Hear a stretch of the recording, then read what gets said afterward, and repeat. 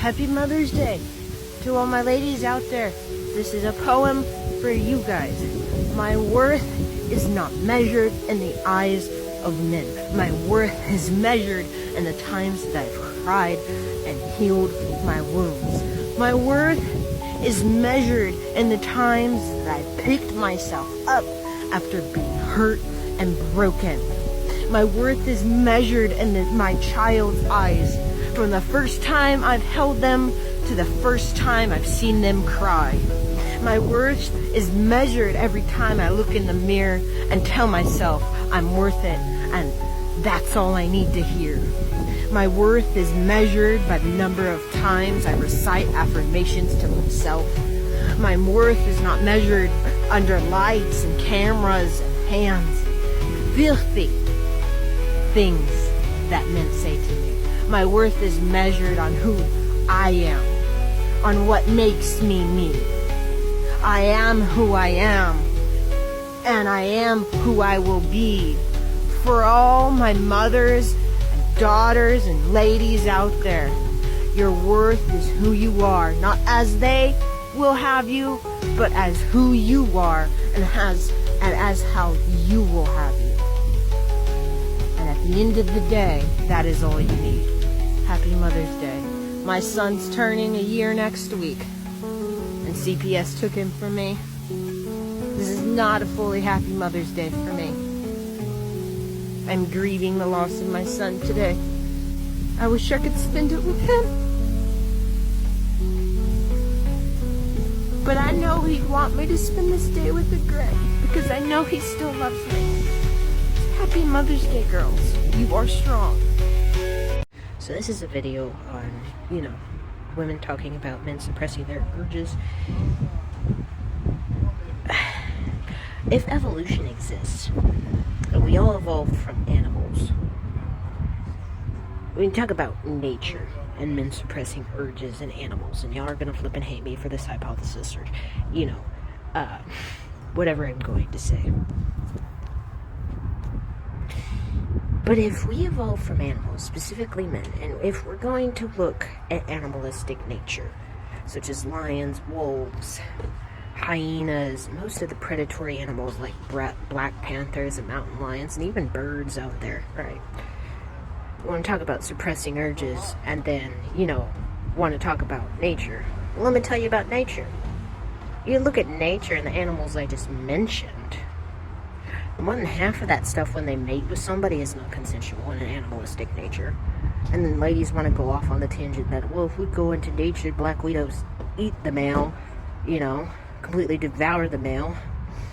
Same thing with praying mantises. The female mantis, once done with the male, just eats the male. I mean, there's a lot more to it than that. Other than pretty much, I think the mantis doing everything for the male mantis doing everything for the female mantis up at that point, so he basically eats enough to have enough nutrients so that she can eat him, so she can have babies and procreate. I mean, you look at Black Widow; it's pretty much the same thing. And so my point to this is,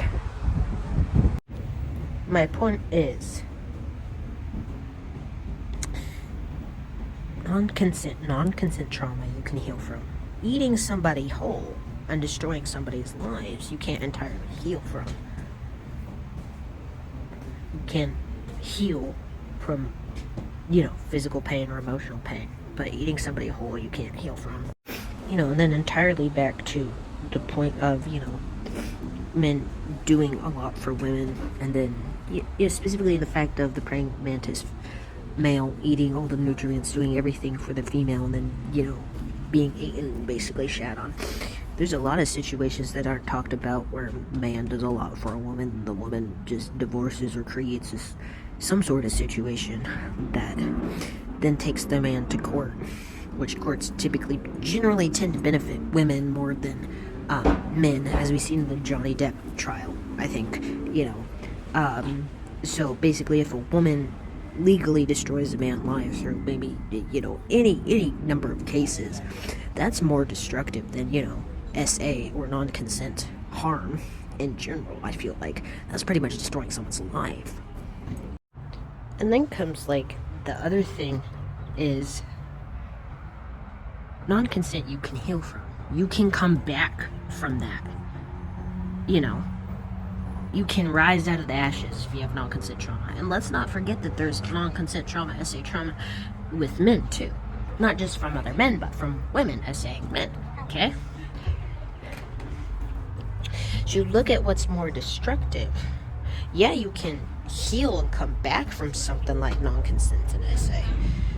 However, if a woman were to claim that, anyone were to claim that over a man, legally, in court, and let's say it wasn't true, well, who is to say that that is false, because it is, in fact, a man? Do you see what I'm saying? What's more destructive, legally, a man can't come back if you accuse him of that wrongfully. If you accuse somebody of SA, especially a man, legally, the courts are more acclimated, evidence-wise, to support women. Again, we saw that with the Johnny Depp case.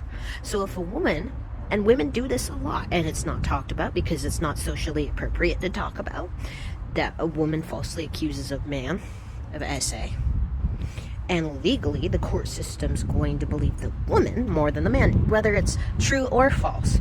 It's always going to be true if it's a woman more than often than not, unless a man can evidently prove otherwise, which is very, very extremely hard to do. So if you're looking at nature, SA you can heal and come back from, and in nature, SA is less destructive than destroying somebody completely.